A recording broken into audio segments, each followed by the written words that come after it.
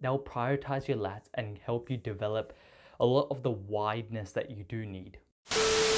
You want a huger back, that huge Dorito V-shaped looking back.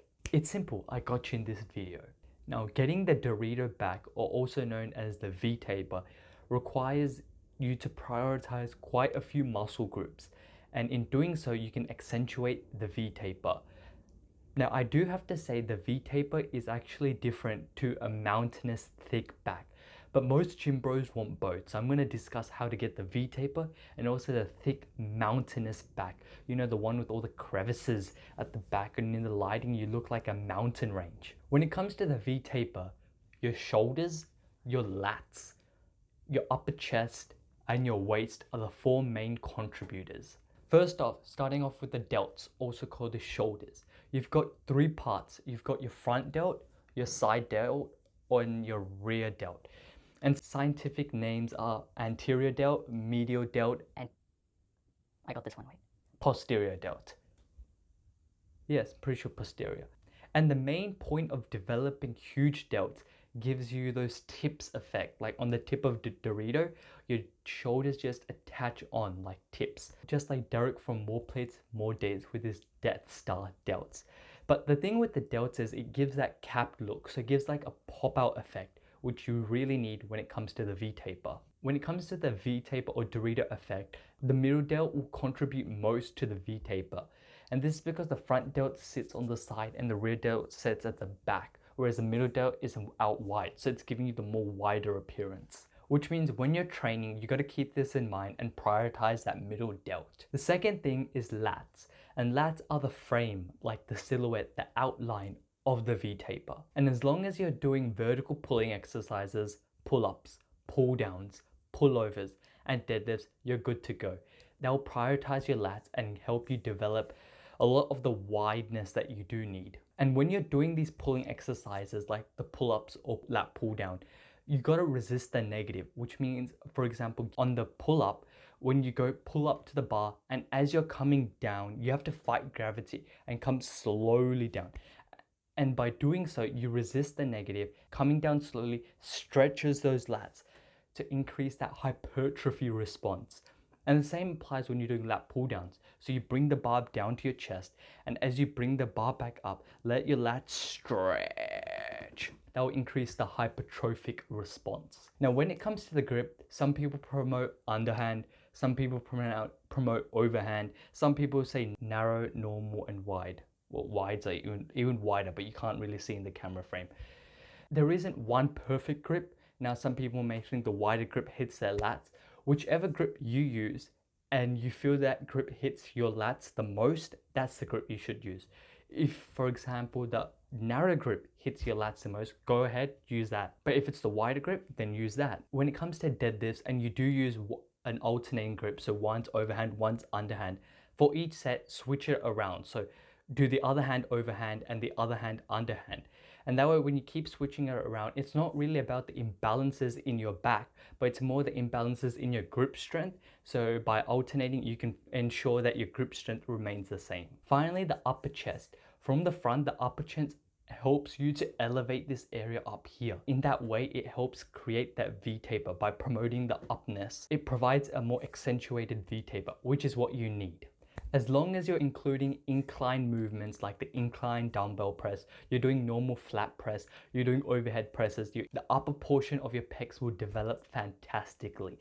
If you have a really lagging upper chest, you might even include an isolation like a cable fly, but you set it in a way which prioritizes the upper portion of your pecs, the clavicular head. Finally, waist. And this is the one thing you can't really control, your hip bones, like the actual size of your hip bones. You can't really influence how wide your waist is. The best thing you can do is get leaner, and that way you take away some of the fat in the midsection, and that would reduce the size of, the size of your waist and give you a more V-taper instead of a rectangular box. But apart from that, you can't do much. If you got lucky with the very narrow waist, well, good on you, but you still need to work on those lats, those shoulders, those upper chests. And if you got really unlucky and got a wide waist, Well, good on you, because you're gonna have to work even harder with those lats, those shoulders, and the upper chest. When it comes to the mountainous back, where you get that rocky range, and when you look at the back from behind, especially in downlighting, you've got boulders everywhere. To get that type of back, that's called thickness. And when we want a thicker back, we want to include a lot of horizontal rowing. So vertical pulling for the lats, horizontal rows for the thicker back. And when you do vertical pulling, that doesn't mean you're only going to develop your lats, only build muscle in your lats. It means you'll build both, but there's slight priority to your lats. And when it comes to the horizontal rowing, it doesn't mean only your rhomboids, your traps, and the mountainous areas. The upper the rhomboids, the traps, the scapula. You're also going to develop your lats, but that middle section which gives the mountainous look, that will be prioritized slightly more. So you want to include T-bar rows, dumbbell rows, chest supported rows, barbell rows, cable rows, all those rows. We love rowing. Row the boat. Who's gonna row the boats and carry the logs? Now that you know that you have to emphasize these muscle groups and the movements you need to emphasize these, the actual amount you have to emphasize really depends on your training age.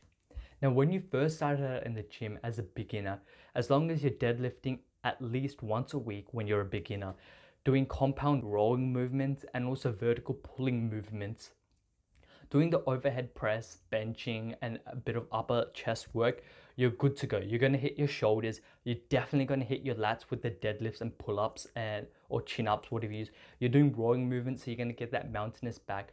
Overhead press, you're hitting your shoulders again, and the upper chest with those incline movements, you're good. But as you get to intermediate stage to advanced, you might want to have specific days just for lats and shoulders, and another day just for the rhomboids, the scapula, the traps, and the upper chest, or separate days like that, one for vertical pulling, one for horizontal rowing.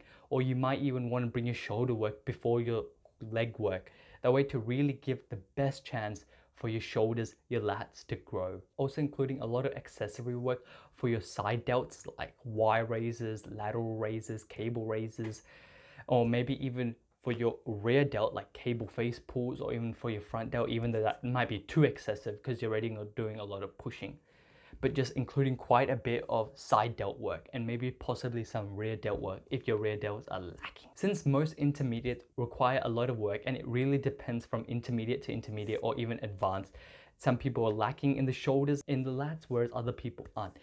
So there isn't really one definite program, and you guys probably already have the knowledge to execute. I just gave the basic guidelines, or a thought you guys could build upon to accentuate your V-taper.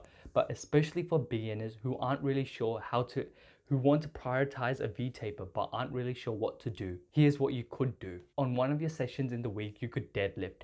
And for the people who are at home and doing home workouts, unfortunately, there isn't really a substitute for the deadlift when it comes to back development. If you just want the hamstring development or the leg development that comes from deadlifts, at home you could do sliding pillow leg curls. But for the back development from deadlifts, you can't really mimic that at home. You could try your best by lifting heavy stuff and really slowing down the tempo, like 3 seconds up, hold 2 seconds, 3 seconds back down. That way you could even use lighter weights but still be able to get that stress on your back. On another session that you come into the gym, when you, instead of starting out with deadlifts, you might want to start out with pull-ups. You could also do assisted pull-ups, banded pull-ups. And if you're at home, use the link in the description below, which has the full progression for pull-ups. So you can go from 0 to hero. Next, you may switch to a row on either day, so on the deadlift day or even on the pull-up day. And this row can either be a T-bar row, a dumbbell row, a barbell row. Stay away from the cable row because it's a machine exercise. It's more for the higher rep range to get the pump metabolite kind of thing, to get like a huge pump. It's not really lifting heavier weight and an exercise that you should do earlier on. You can bring it on later on in the workout. So sticking with the T-bar row, barbell row, or dumbbell row are fantastic options. And for people at home, I also have in the description below what you can do, or even try out the inverted row, which is an amazing option at home to build your back. Now, the exercise you can do after that is the lat pull down. Once again, doing your lats. So you've done deadlifts, you've done a vertical pull, a horizontal row, and now we're back a vertical pull, a lat pull down. These videos in the description below, which you can use to simulate the lat pull down. Or you could also put 2 pillows on your stomach And on a sliding surface, put the 2 pillows down, lie on the 2 pillows and use them to slide across, and use your hands with your elbows to pull yourself. Finally, you may end with a rowing exercise like a cable row. Like I said, an exercise I use later on in the workout. Just go with a bit higher reps. And that way you're able to really drive the metabolites, get that huge pump, able to hit all the areas you need to hit. And now you may say, how come no shoulder work? I thought you said, prioritize the delts, get that capped effect. Like I said before, when you're a beginner, you don't need to do that much, and definitely not need to waste your resources and your time in the gym prioritizing the delts. That can come later on when they become a lagging part and when you need to really build them up in the intermediate to advanced stage. You're going to get plenty of rear delt work when you do all these pulling movements. And when you do the pushing movements, your middle delts and your front delts are also going to get hit. So don't waste your time doing isolations. And if you want a complete program on exactly what to do 3 days a week when you're first a beginner, watch my video on the program that everyone should follow when you first start in the gym. It has a complete guide, everything you need. And that's all, folks. May the gains be with you. See you in the next one.